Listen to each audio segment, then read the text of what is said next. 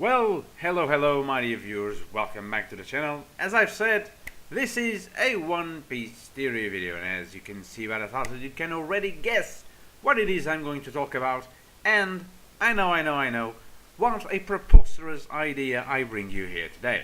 My idea is exactly that, comparing the beautiful pirates with the Horsemen of the Apocalypse. Yes, I've been thinking of several theories regarding the commanders of the Straw Hat Grand Fleet and their respective crew members. And one of the first theories I worked on was by the order of their, not rank, but their numerical order of fleet. I started, of course, with Cavendish. The next one will be Bartholomew, the third one will be Sai, then the fourth one will be... which one was the fourth? Ideo. Then will be Leo of the Fifth Fleet. The Sixth Fleet will be Haridin, and the seventh, the final one, will be Horlumbus. Speaking of which, Bartholomew's last cover is next week, so from next week on I'll start working on Bartholomew's theory, which is going rough right now. But this week is Cavendish's time. Now, I know there's a 0.000000001% chance that this is actually going to ever be considered and actually being used in the series. But when I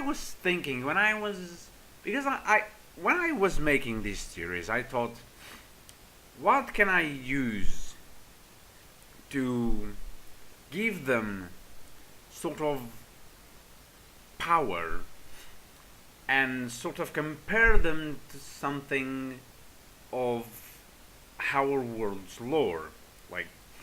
Because we know that Oda likes to take references and ideas from everywhere in the world, from buildings to texts to movies, which more recent movies and whatnot. He takes references from anywhere he can get them, as long as he likes them. And I thought to myself, why can't I do the same? Propose an idea for the crew members and for the captains, based on things that I find interesting, and thus surged the idea of comparing the beautiful pirates with the Horsemen of the Apocalypse. Hence why I waited for the covers, which came to confirm some of my beliefs. Now, I will begin with a general overview of the four Horsemen of the Apocalypse. I know that some of you guys may be familiar with the four Horsemen, what they stand for, who they are, but for those of you who don't, I highly recommend you searching it out, and I'm going to make a small overview over them, what they may stand for, and things like that. So, first, we have the White Horse. The White Horse, out of the four, he's the one who has the most ambiguous standing. Like, all the other horsemen have a specific not alignment, but a specific, I guess, not standing, a specific ideology, I believe I can call it, a specific purpose, let's call it. The White Horse is sort of mixed in around four purposes. Those four purposes are as a righteous being, as an infectious disease, as evil, and as empire prosperity.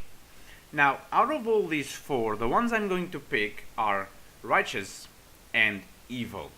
The infectious and the empire prosperity, not so much. Not so much, because for the one I want to compare it to, for the character I want to compare it to, I don't really think it suits up.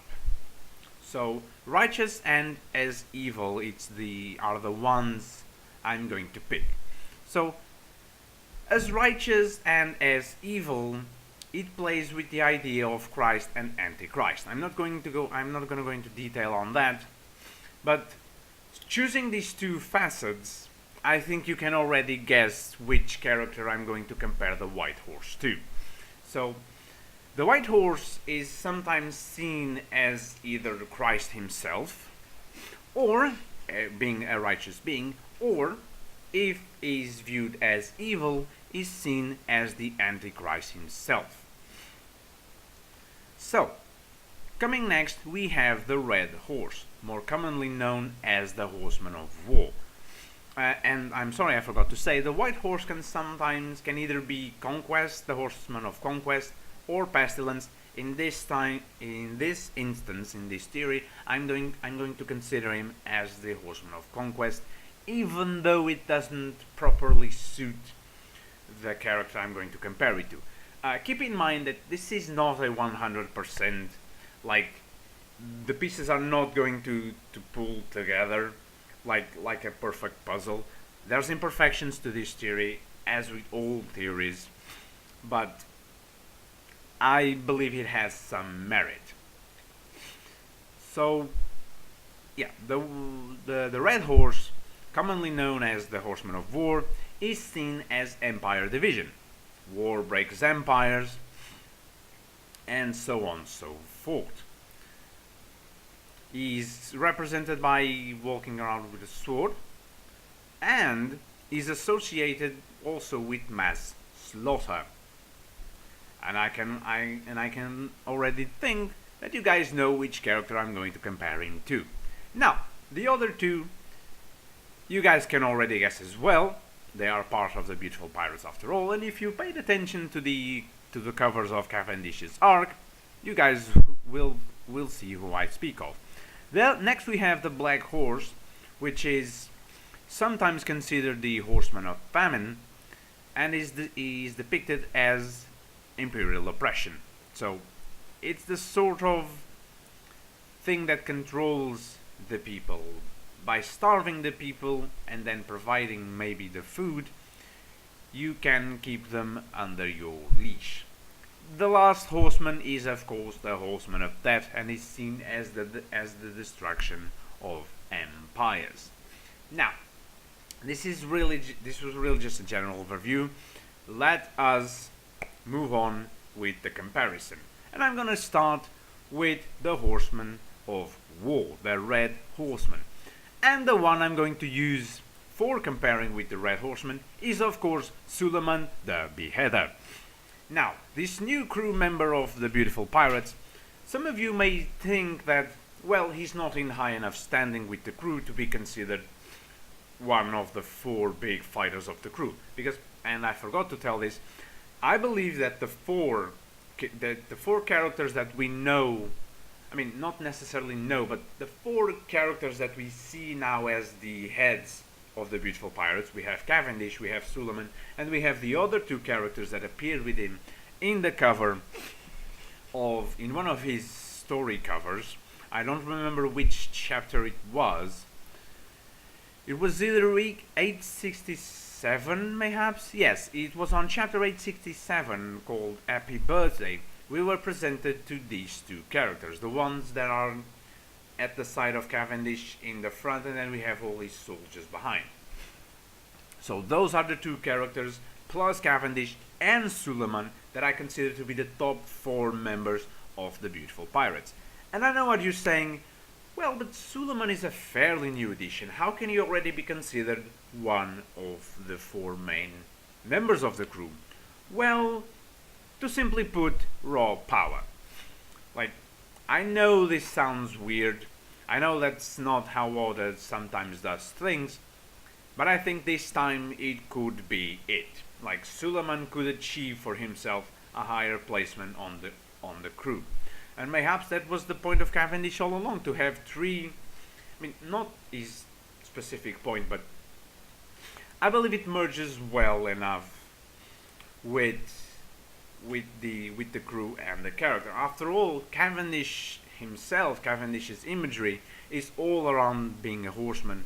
He fights on a horse. I mean, sometimes he fights on a horse. he has Farul. I'm not saying that every member will have a horse. I don't believe Suleiman will have a red horse, or any of the other characters will have a horse named after them, after their colors.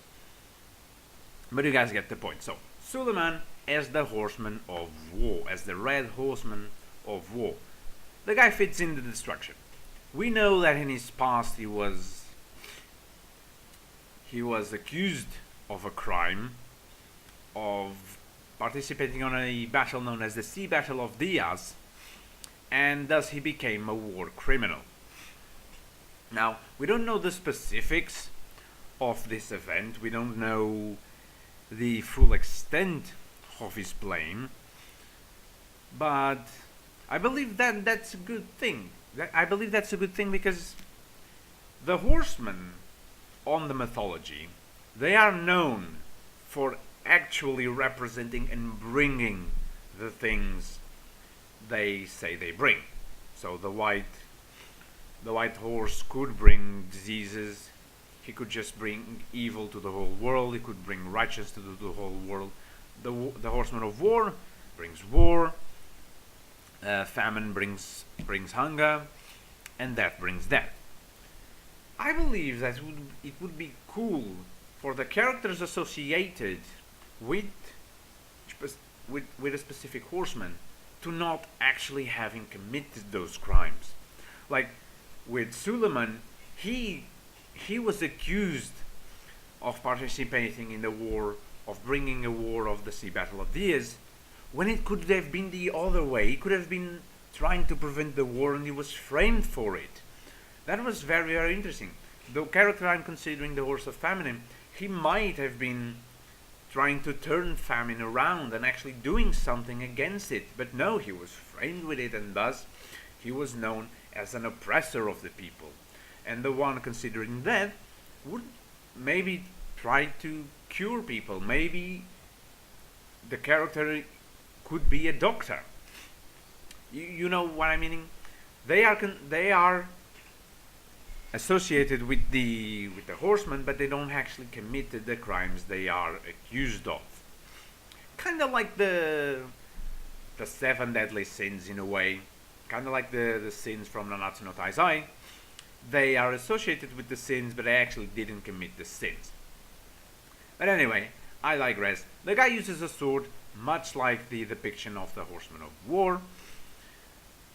And I just think that he would make for a grandiose comparison with this character. Then again, I said in the beginning, this is not supposed to be, he's not going to transform into a horseman, he's not going to have a horse.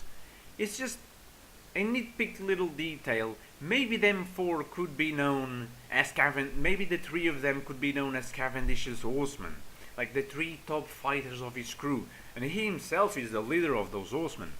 So maybe just a tiny little depiction of them. Now, moving on to the next character, we have the short guy, the short round guy with the funny mustache and the glasses. I can't actually open a page of him because there's not one created. I believe that guy to be the Black Horse. I believe him to be the Black Horse. Why? Well, the guy has a sort of minister look to him. The guy looks like a minister. He looks like someone who would manage things in the bourgeoisie kingdom. And as I said with Suleiman, he wouldn't actually be trying to starve the people to death or anything. He would actually try to do otherwise.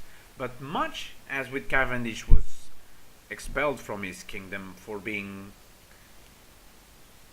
well, we'll be getting to Cavendish's sin in a little bit. I was about to, I guess you already guessed which horseman I'm telling Cavendish is of. But much like when Cavendish was expelled from his country, this guy was also expelled under the accusation maybe that he was trying to oppress the people by maybe charging more on taxes, by not giving them enough food, just basically things that depict imperial oppression. In the mythos, this is compared, the Black Horseman is compared to the Roman Empire. Maybe this is a thing that's going to be present in the story. And also on the French part, Marie Antoinette was also supposedly very, very cruel for the French people, which led to the French Revolution. And these guys have a sort of French look to them, the revolutionary French look to them. So maybe that's a good comparison. Then we go to the third horse, the pale horse, and this one I'm going to compare to the lady that's sitting on top of Cavendish's couch. She's sitting on the arm of Cavendish's couch. This one, I believe, depicts the horseman of death, and once again, not necessarily bringing death, but actually trying to cure it. But maybe she has some unorthodox practices that makes outside people who don't actually know the results of such practices to think that she kills her patients. And it would make sense for Cavendish to have a doctor on his ship, and who better it to be than actually one of his most trusted members. And I gotta say, although she doesn't have the looks of it, looks can be deceiving. I mean, just look at Chopper. Chopper doesn't exactly inspire the Doctor's look, nor does Trafalgar Law, now that we speak of it. But anyway, neither of them inspire a doctor-like look, but after all, there they are. So I think the lady is the horseman of death, not exactly bringing death, but actually trying to cure it. And now, last but definitely not least, we have Cavendish, the white horse. Heck, even his epithet is the white horse, Hakuba no Cavendish, Cavendish of the white horse. So there is really no doubt here, and we can see, and that's why I chose the two depictions of the white horse, the righteous one and the evil one. The righteous is Cavendish himself, the evil is Hakuba, the thing he transforms into if he's asleep. He has some degree of control over it already, but not quite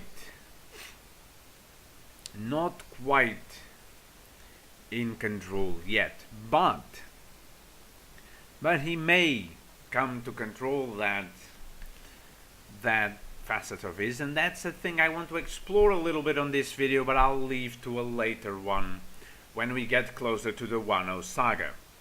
I don't know if I supported this idea before in the channel. I know I've said it outside of the channel. But what I think Hakuba is, I think Hakuba could be the spirit of Durandal, which I believe is the sword of Cavendish. Yes, I believe Hakuba is the spirit of Durandal. Much like many people believe that the nine-headed demon is the spirit of Sandai Kitetsu. I believe it's Sandai Kitetsu that they call it. I believe it is.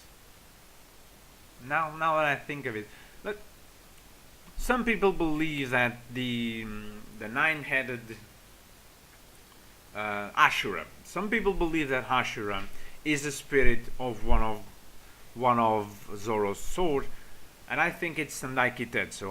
It's been a while since I put that theory through my mind, so I kind of forgot. But I think Akuba is Durandal's spirit, and I believe that in the Wano saga we will learn more about sword spirits, and maybe Cavendish appears in that saga. So I have it to myself that the members of the Straw Hat Grand Fleet could and should, some of them, start to appear in the current sagas. We had no one in Whole Cake Island so far. Many people believe that someone may actually appear. How awesome would it be to see Haryudin appear? Because he's a giant, and Big Mom isn't exactly fond of giants. So it would be very ironic for Haryudin to appear with his 5-member crew that I'm pretty sure we know who they are already. So yeah, that's an idea for another time. I'm getting ahead of topic.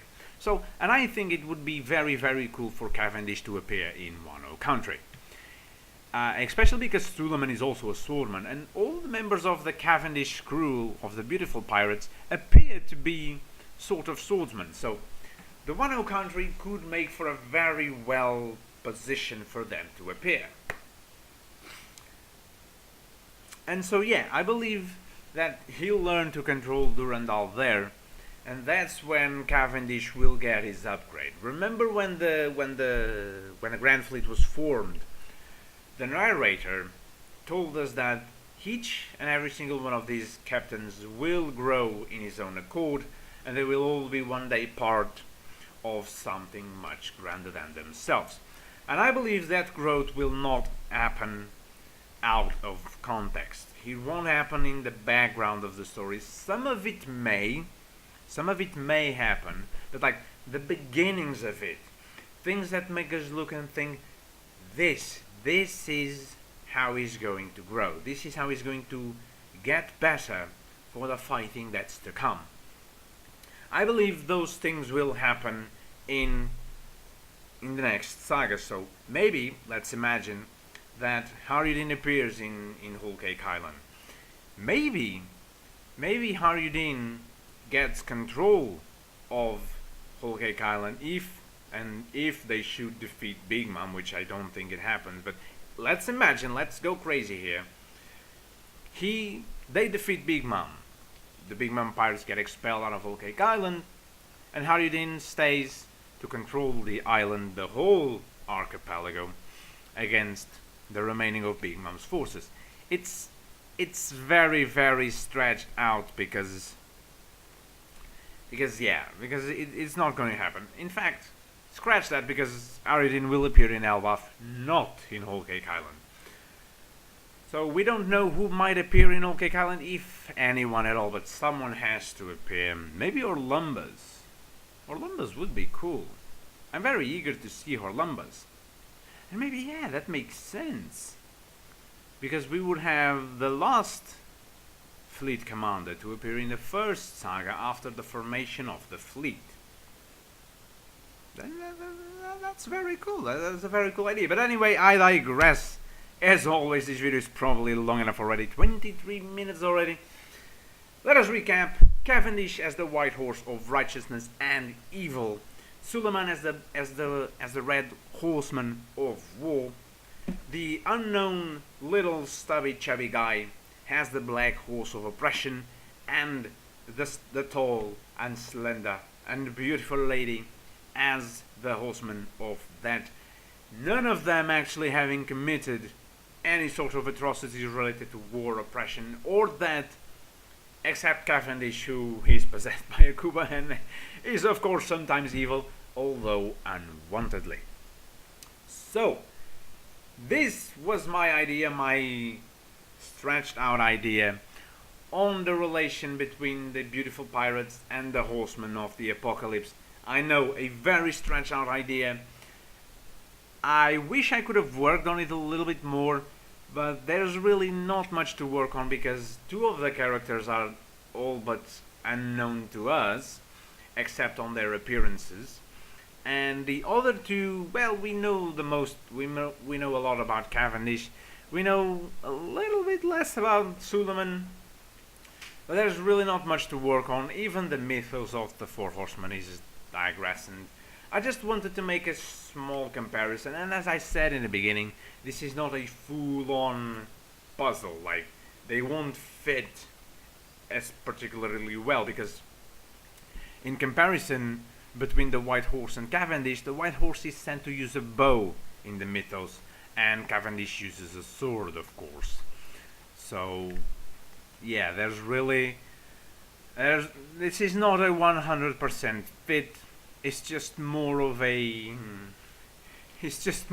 desire to see things play out in a way that we want to. We all have our wild dreams for One Piece, and this is sort of one of my wishes for the beautiful pirates. But anyway, if you enjoyed this idea, please do let me know in the comment section down below. If you haven't, please do say so as well. And if you have any ideas for how the beautiful pirates will play out, will they be representative of something we know of our world's lore, or will they just be normal pirates with no specific connection to anything in the real world? Please do let me know all of that in the comment section down below. This is it for today. We had earlier Boku no Hero Academy, this week's live reaction of chapter 147, and this was my attempt on making a theory about Cavendish. This is the first of 7 to come videos, or of 6 more to come videos, about the captains of the Straw Hat Grand Fleet. Next will be Bartholomew's time, but that's going to take a little bit longer to prepare, because there's really not much to go on with Bartholomew. But I think based on the last chapter, I have a pretty good idea on how he might power up. And if it turns out to be what I think it is, then it's going to be very, very, very cool, and it's going to be a much needed upgrade on their crew. So do await for that. Starting next week I will prepare that theory, so after next week, maybe 2, maybe 3 weeks, depending on my will and my patience to actually sit down and think, because work sucks and it drains a people's mind. I'll see you guys on Monday for this week's chapter of the 7 Deadly Sins, and the recap, as I promised, of The Promised Neverland, and the review of this week's chapter, which has already released. So I will see you guys then. Have a fantastic weekend, what remains of it anyway, and I'll see you on Monday.